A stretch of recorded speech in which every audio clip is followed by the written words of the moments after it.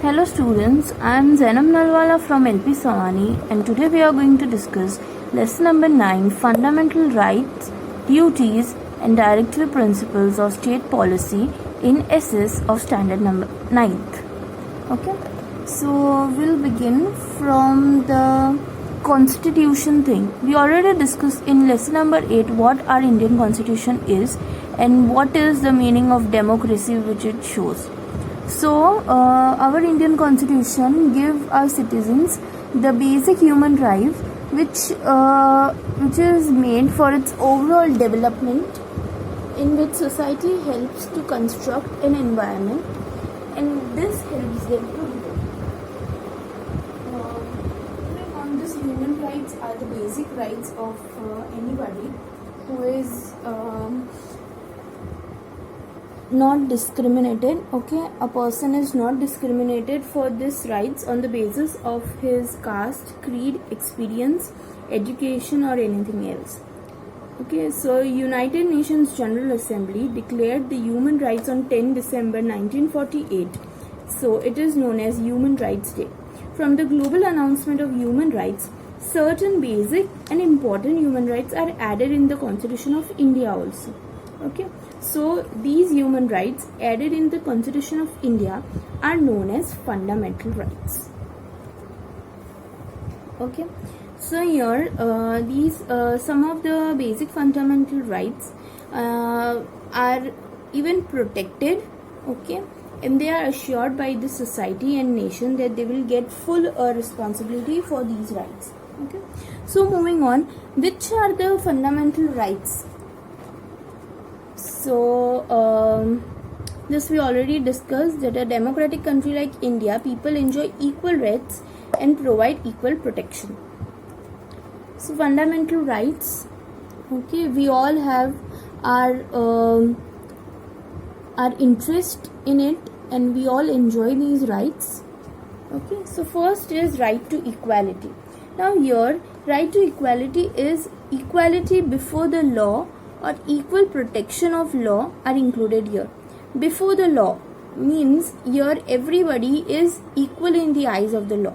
For example, अगर कोई एक murder, for example, if there is a murder, okay, if it is done by a middle class man and if it is done and another murder is done by some rich man, okay, so there is no need to consider their economic status. The punishment will be same for both of them. Okay, equal protection of law, and even they need to protect the law equally for everybody. Okay, so law is equal to all from the peon to the prime minister, but the president and the governors, the two persons, the president and the governor have certain privileges. Okay, means if that murder is done by the president of India, then there will be little conveniency given to him. Okay, there will be little partial to them or little considerate to them, president or governor. Okay. Moving on, there is no discrimination in any government services and higher education. So equality in jobs, equality in services. Okay, equal pay for equal work. Okay, if a man is getting paid 5,000 per month for a particular job and even the women is doing that job, so even she will get 5,000 pay. So there should be no gender discrimination also. Okay, special awards should be given to facilitate titles, epithets should be removed.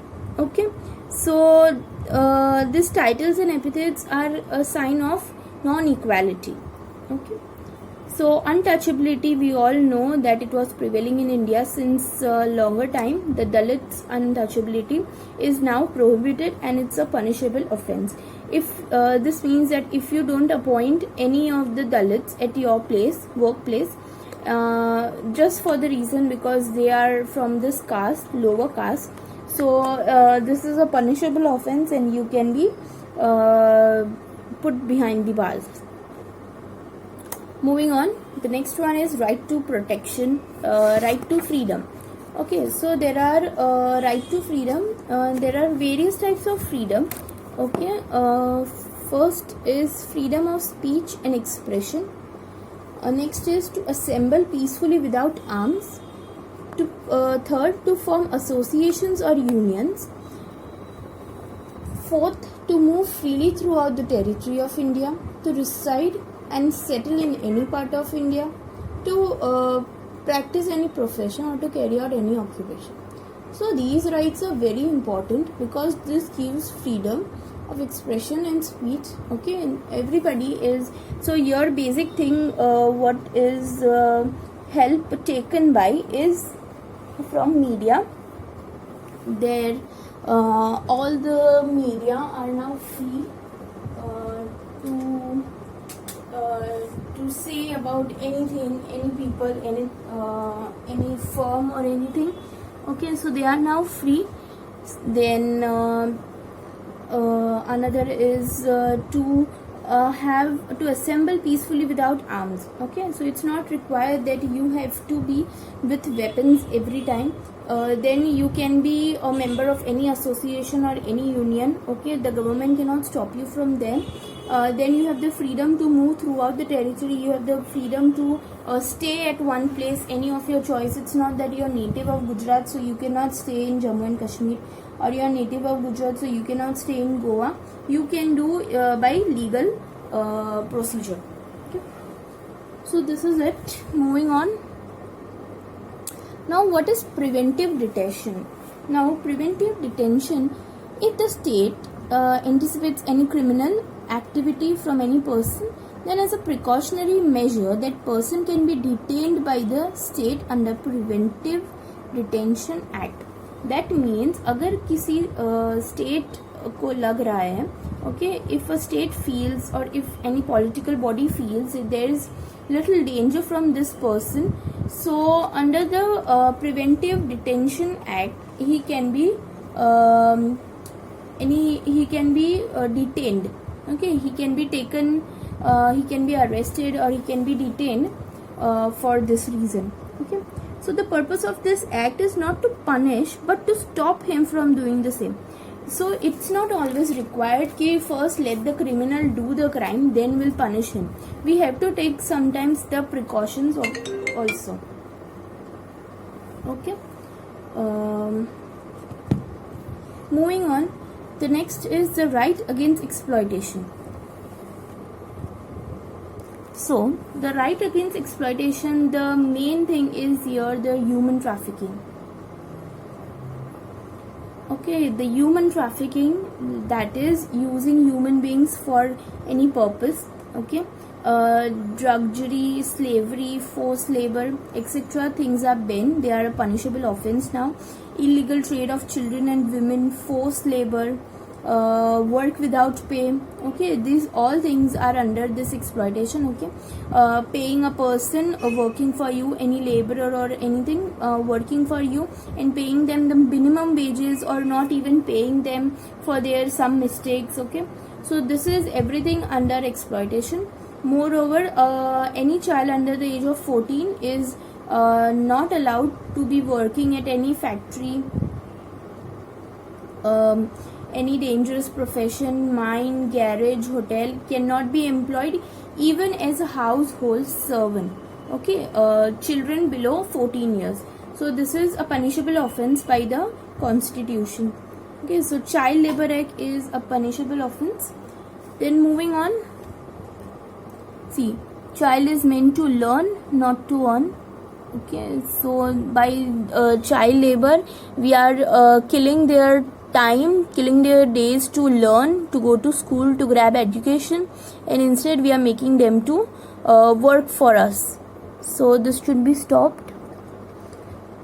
Okay, many a times we see poor children doing this, then they get hurted somewhere working in this mine or construction sites, and they can even lose their lives. So they are not for this job. Okay, moving on, the next is freedom religion. Freedom of religion. Okay, so freedom of religion is considered by many people. We have also considered this in our secularism, the 8th chapter. We have discussed this, that everyone is free to follow any religion. Okay, even if you are following a religion, you are free to follow some customs, and if you don't feel like following other some customs, that is absolutely on your choice. For example, if you are a Hindu, if you want to go to a temple, okay, but you don't want to practice some of the festivals which you don't like. For example, if you don't want to feel like celebrating Diwali, bursting crackers, you don't think it is correct to throw water in Holi, okay, so that is completely your choice. Nobody, not even the religious practitioners, can force you to do the same, okay. So that is completely your choice. Not even the religious practitioners, not even those pundits, not even the government or anybody can force you for this, okay. The next is cultural and education rights. Here the cultural and education rights are given in various articles, okay. Cultural education rights, I hope we already have done this and you remember that thing, that education is now made compulsory for minority, okay, minor child, and many scholarship grants are given from state fund, okay. If a state desire to take over the property of minority institutions, then it can do only after giving proper returns, okay. So this is the cultural right.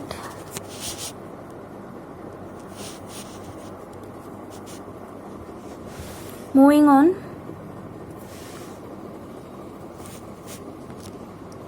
Then we have this is the same, the right of minorities to maintain their culture. Just I explained. Right to education.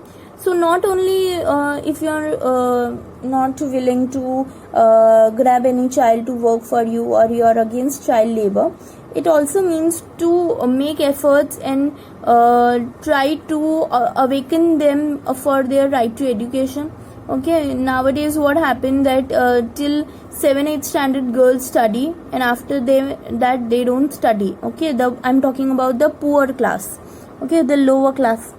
So there are many government schools, especially girls school, which help them.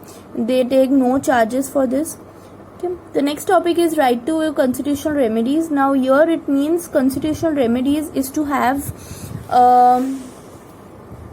a place where you'll get justice if any of your these rights are prohibited or threatened by any of the firm, okay. So even you have a right to protect your rights, okay. I hope this is clear. There is a judiciary system working for this, which gives you the right to enjoy your rights, and even it gives you the right to consider your freedom, and consider your freedom to take justice if you are mistreated or cheated, okay.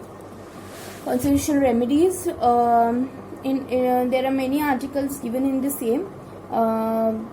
So that's it. These are the 6 main rights, fundamental rights given by our constitution, okay. So this is Supreme Court, the highest court of India, which gives justice, okay. So the heart and the soul of our constitution, the answer given by Baba Saheb Ambedkar was the right to constitutional remedies. If this particular right is not mentioned, or if it is not clear, then all other rights will be affected by this, okay. All other rights when will they be great and effective? When this right of violation will be a remedy through courts, okay. See, this is Baba Saheb Ambedkar. I hope you all have seen him. So that's it. This is the first part. Here we end it. Thank you.